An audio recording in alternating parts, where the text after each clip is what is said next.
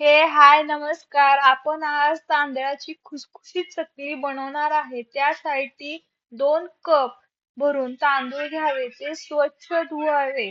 2 तास सुकवावे. त्याच्यानंतर ते मंद आचेवरती भाजून घ्यावे. भाजकी डाळ अर्धा ग्लास घ्यावी आणि चण्याची डाळ 1 ग्लास घ्यावी. जिरे भाजून जिरे भाजून गिरणीमधून दळून काढावे. आल्याची पेस्ट पाणी टाकून टाकून बनवावे. झालेले तयार पीठ त्याच्यामध्ये मोहन टाकावे. हळद, मीठ, धनेपूड, ओवा, चकली मसाला, मिरची पावडर आणि मिरच्या बारीक करून त्याची पेस्ट यामध्ये टाकावी. हे मिश्रण मिक्स करण्यासाठी गरम पाणी करून घ्यावे.